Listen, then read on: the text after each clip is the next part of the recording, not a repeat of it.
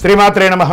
సద్గురు జ్యోతిష్యాలయం వారి యొక్క విశ్వావసునామ సంవత్సర 2025 మార్చి 29 నుండి మొదలు పెడితే మళ్ళీ 2026 మార్చి 28 వరకు వచ్చే ఈ తెలుగు నూతన సంవత్సరంలో వచ్చినటువంటి సంవత్సర రాశి ఫలితాలని మనం ఇప్పుడు తెలుసుకోబోతున్నాం. ప్రతి ఒక్కరికి ఏముంటుందంటే, గురుగారు నాకు ఎలా ఉండబోతుంది ఈ సంవత్సరం, నాకు ఆరోగ్యం ఎలా ఉంటుంది, నాకు ఐశ్వర్యం ఎలా ఉంటుంది, నా వ్యాపారం ఎలా ఉంటుంది, నాకు ఉద్యోగం ఎలా ఉంటుంది, నాకు అసలు ఉద్యోగం వస్తుందా రాదా, నాకు వివాహం అవుతుందా అవదా, నాకు సంతానం కలుగుతుందా కలగదా, నా వ్యాపారం అభివృద్ధి అవుతుంది, నేను విదేశాలకి వెళ్తానా వెళ్ళనా, ఎన్నో ప్రశ్నలతో కూడినటువంటి ఆ ప్రశ్నలకు సమాధానమే ఈ గోచార గ్రహస్థితి. ఇందులో మళ్ళీ చెప్తున్నాను, గోచార గ్రహస్థితి మీ యొక్క వ్యక్తిగత జాతకానికి ఒక 30 నుంచి 40% మాత్రమే వర్తిస్తుంది.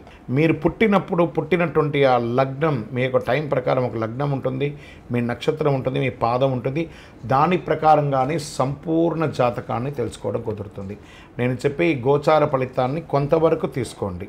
తర్వాత మీ యొక్క వ్యక్తిగత జాతకాన్ని మీ పరిసర ప్రాంతాల్లో ఉన్నటువంటి గురువుల్ని సంప్రదించండి. గురుగారు నాకు ఈ సంవత్సరం ఎలా ఉంది, నాకు జాతకం చెప్పండి అని వారి దగ్గర అవసరమైతేనే తెలుసుకోండి. మళ్ళీ చెప్తున్నాను, ప్రతి దాంట్లోనూ ప్రతి ఎపిసోడ్లోనూ నేను చెప్తూ ఉంటాను, జాతకం పడుతున్న వర్షానికి ఒక గొడుగు మాత్రమే, కానీ జాతకం జీవితం కాదు.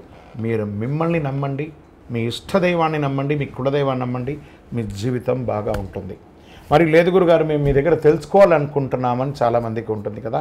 మా దగ్గర తెలుసుకోవాలనుకుంటే కింద కనబడుతున్న మా నంబర్కి మీ పేరు, date of birth, time of birth, place of birth WhatsApp చేయండి, కాల్ చేయకండి.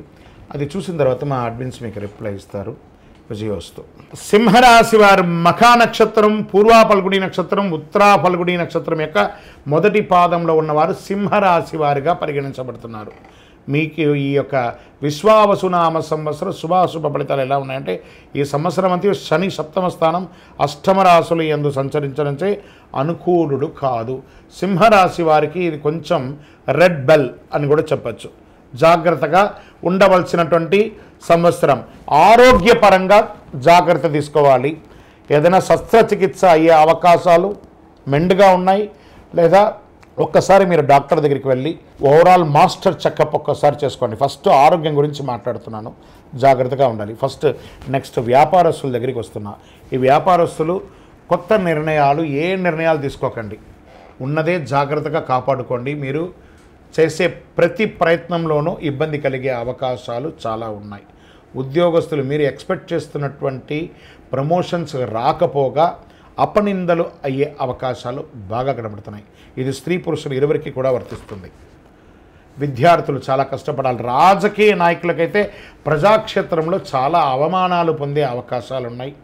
మీరు ఎప్పటి నుంచో ఎక్స్పెక్ట్ చేస్తున్నటువంటి నామినేట్ పదవులు కానీ ఇవన్నీ వచ్చే అవకాశాలు కాస్త చేజారిపోయే అవకాశాలు ఉన్నాయి. కోర్టు వ్యవహారంలో నెగిటివ్గా వచ్చే అవకాశాలు ఉన్నాయి. భార్యాభర్తల మధ్య సఖ్యత లోపం అవుతుంది. ఇవన్నీ కూడా చూసుకోండి. ఇక్కడ మార్గశిర శుక్లమందు గురువు దశమ వ్యయరాశులుగా సంచరిస్తున్నారు. వృత్తి, ఉద్యోగ, వ్యాపారాలందు తరచుగా చిక్కులు, ఆస్తి నష్టం ఇవన్నీ కూడా అయ్యే అవకాశాలు ఉన్నాయి. ధన వ్యయం విపరీతంగా అవుతుందని కూడా చెప్తున్నారు. గౌరవ నాశనం కూడా చెప్పడం జరుగుతుంది. చేసిన ప్రయత్నాలన్నీ కూడా కీర్తి, వృద్ధి, బలము, తేజస్సు, విరోధి నాశనం కూడా సంవత్సర ద్వితీయంలో కాస్త ఉపశమనం కలిగిస్తుందని చెప్పచ్చు. రాహు 7వ, అష్టమ రాశులతో, కేతు ద్వితీయ జన్మరాశులతో సంచరించే అకారణ కలహం, అపనిందలు ఇవన్నీ కూడా జరిగే అవకాశాలు. వృధా వ్యయములు, వృధా వైరములు, తరచుగా ఇబ్బందులు, మాట అదుపు తప్పుతూ ఉండడము, ఆరోగ్యం చక్కగా ఉండకపోవడం, కలత్రంలో భార్యాభర్తల మధ్య కలత్రంలో కూడా విభేదాలు ఏర్పడే అవకాశాలు బాగా ఉన్నాయి.